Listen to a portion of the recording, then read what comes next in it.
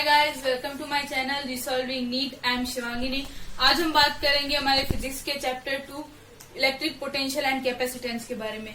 तो आज का हमारा टॉपिक है इलेक्ट्रोस्टैटिक्स ऑफ कंडक्टर्स। तो कंडक्टर्स क्या होता है ये हम सबको पता है। ऐसे सब्सटेंसेस जो करंट को अपने अंदर से फ्लो होने दे, जो इलेक्ट्रिसिटी को अपने अंदर से फ्लो होने दे, उसके पाथ में कोई भी, जिसको हम बोलते हैं कि रेजिस्टेंस, इसके लिए टर्म यूज होता है कि वो कोई भी यानी बाधा उत्पन्न ना करे, उसको हम बोलते हैं कंडक्टर्स। तो कंडक्टर्स भी आगे दो तरह के होते हैं, एक तो मेटेलिक कंडक्टर्स और एक होते हैं इलेक्ट्रोलाइटिक कंडक्टर्स।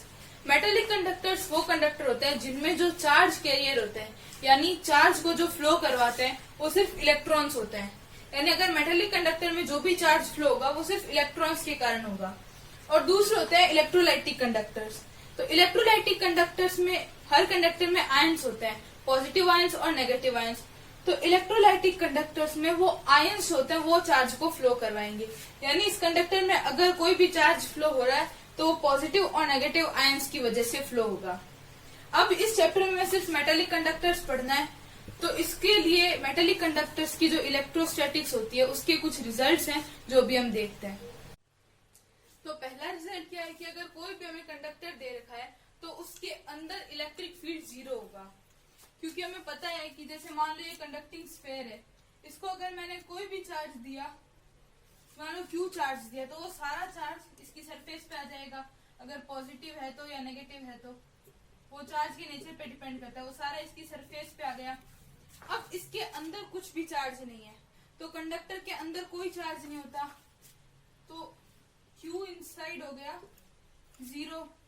और इलेक्ट्रिक फील्ड क्या होता है KQ/R।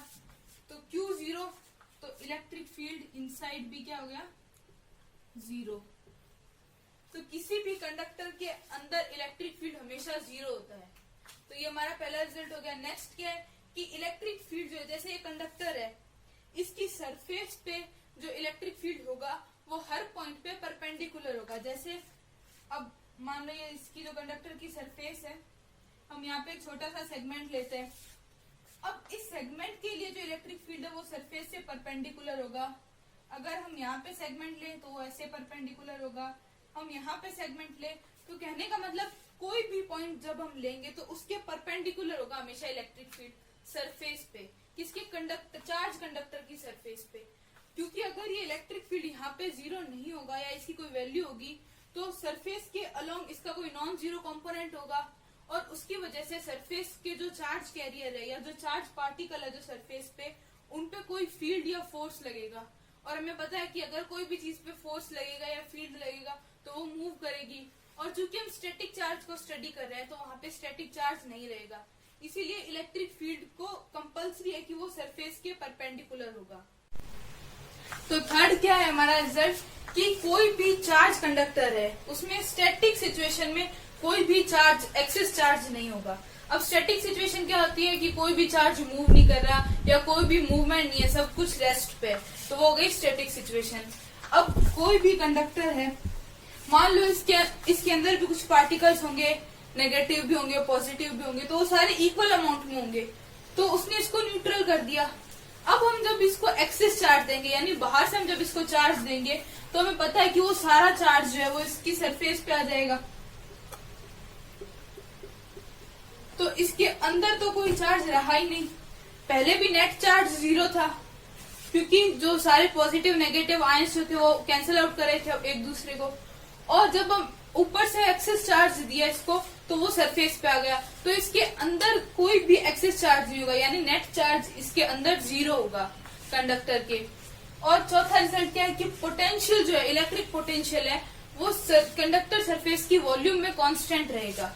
अब कांस्टेंट यानी जैसे ये रहा सरफेस कंडक्टर, ये रहा। अब इसकी सरफेस पे कितना होगा, मान लो इसकी रेडियस है R, तो इसकी सरफेस पे कितना हो जाएगा इलेक्ट्रिक पोटेंशियल V = KQ/R। ये इसके सरफेस पे हो गया। अब इनसाइड हमें निकालना है, तो इनसाइड हमें पता है कि किसी भी कंडक्टर के अंदर इलेक्ट्रिक फील्ड 0 होता है। हमने पहला रिजल्ट यही देखा था हमारा। तो इलेक्ट्रिक फील्ड 0 है तो V का E = क्या होता है dV/dr। हम हमने पिछले सेशंस में देखा था, ये डेरिवेशन भी किया था कि E equals to dV upon dr।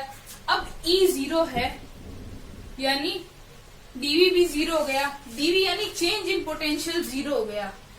Change in potential 0 का मतलब अगर किसी भी चीज में चेंज 0 है यानी वो चीज कांस्टेंट है, तो पोटेंशियल क्या हो गया, इनसाइड कांस्टेंट हो गया। कांस्टेंट यानी कितना रहेगा, अब V सरफेस पे भी इतना ही है और V इनसाइड यानी इसके अंदर भी पोटेंशियल इतना ही रहेगा, KQ अपॉन R।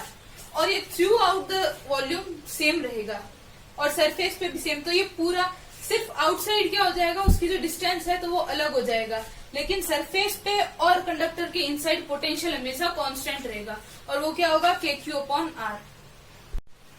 तो अब हम हमारा फिफ्थ रिजल्ट देखते हैं कि electric field in terms of surface charge density, यानी कोई भी चार्ज कंडक्टर है उसकी सरफेस पे हमें निकालना है इलेक्ट्रिक फील्ड, किसकी टर्म्स में, सरफेस चार्ज डेंसिटी यानी सिग्मा की टर्म्स में। जैसे मान लो ये कोई भी सिलेंडर है,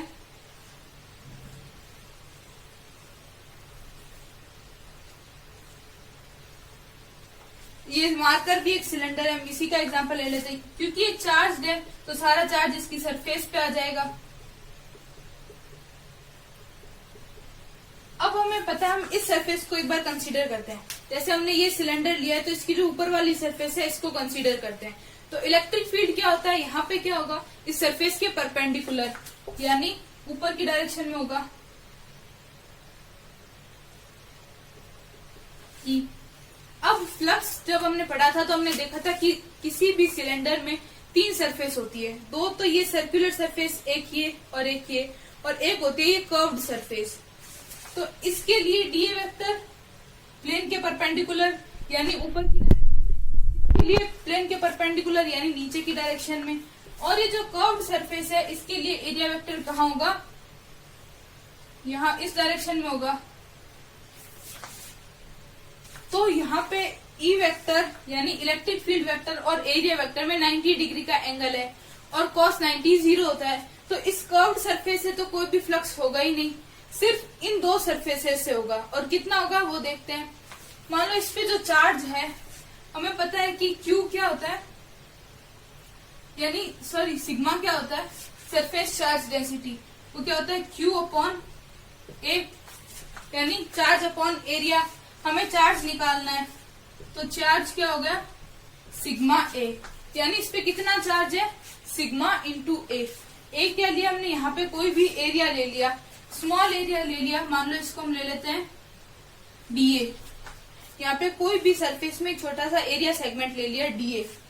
अब फ्लक्स क्या होता है, इलेक्ट्रिक फ्लक्स की डेफिनेशन क्या होती है, phi equals to E vector dot DA vector, दोनों वेक्टर सेम डायरेक्शन में। अब इसके लिए कहाँ होगा, एरिया वेक्टर भी ऊपर होगा तो दोनों सेम डायरेक्शन में, तो फाई क्या हो गया, ई डॉट DA। ये हो गई हमारी इक्वेशन फर्स्ट। अब गाउस लॉ से इलेक्ट्रिक फ्लक्स क्या होता है, phi equals to Q upon epsilon naught. Q की वैल्यू हमने ये निकाल ली, तो Q क्या हो गया, Q है हमारा सिग्मा इंटू DA, तो यहां से फाई आ जाएगा sigma DA upon epsilon naught.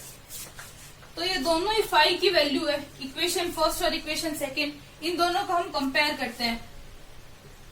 तो E DA equals to sigma DA upon epsilon naught. अब इधर भी DA और इधर भी DA, तो ये दोनों आपस में कैंसिल आउट हो जाएंगे।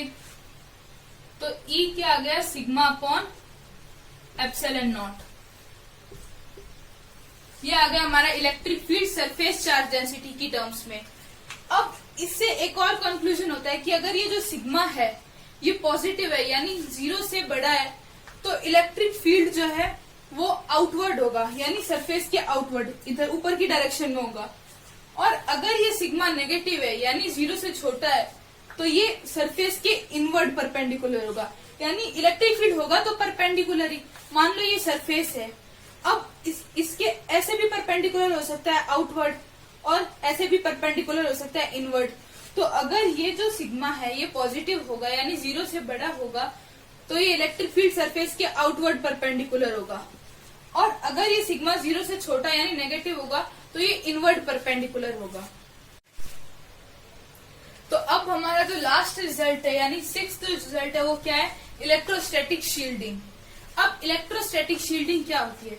अभी तक हम जो भी कंडक्टर के बारे में बात कर रहे थे वो हम बात कर रहे थे कि उस कंडक्टर के बाहर क्या है, या उसकी सरफेस पे क्या है, या उसके अंदर क्या है। अब हम बात करते हैं कि अगर कोई कंडक्टर है उसके अंदर हम कोई होल कर दे या कैविटी बना दे, जैसे ये पूरा कंडक्टर था उसके अंदर हमने एक कैविटी बना दी, जैसे डोनट होते हैं उसकी शेप का कोई कंडक्टर हो, जैसे उसमें बाहर एक सर्कल होता है अंदर बीच में कैविटी होती है, तो वैसे ही इस कंडक्टर में हमने कैविटी बना दी। अब इस कैविटी, इसका रिजल्ट मेन ये है कि इस कैविटी के अंदर इलेक्ट्रिक फील्ड 0 होता है। क्यों होता है? क्योंकि हमने पिछले चैप्टर में देखा था कंडक्टिंग शेल। अब कंडक्टिंग शेल भी एक तरह की कैविटी ही होती है, कंडक्टर बाहर पूरी सरफेस घिरी हुई होती है और अंदर से कुछ भी नहीं होता, खोखला होता है वो अंदर से।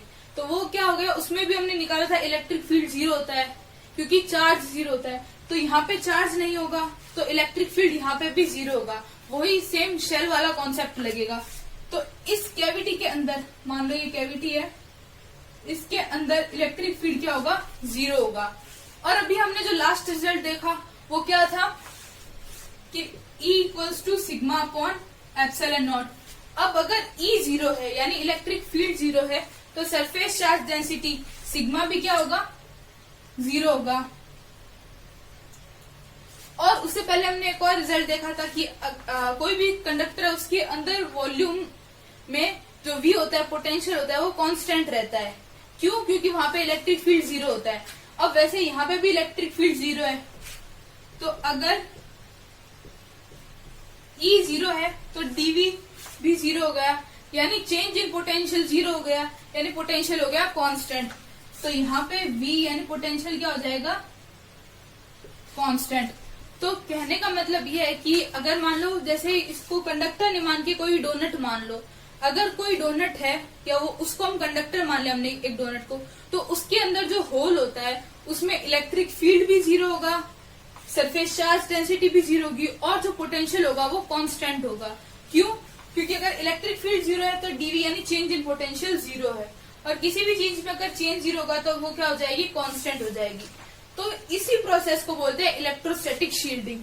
कैसे कि ये जो कैविटी है इसमें चार्ज आना चाहता है पर इसको कौन रोक रहा है, इस कंडक्टर की सरफेस रोक रही है, वो एज अ शील्ड वर्क कर रही है इस कैविटी और उस चार्ज के बीच में, या एज अ स्क्रीन वर्क कर रही है। तो ये शील्डिंग हो गई, उसकी इस सरफेस की शील्डिंग हो गई। और चूंकि ये चार्ज के बारे में तो ये इलेक्ट्रोस्टैटिक शील्डिंग हो गई।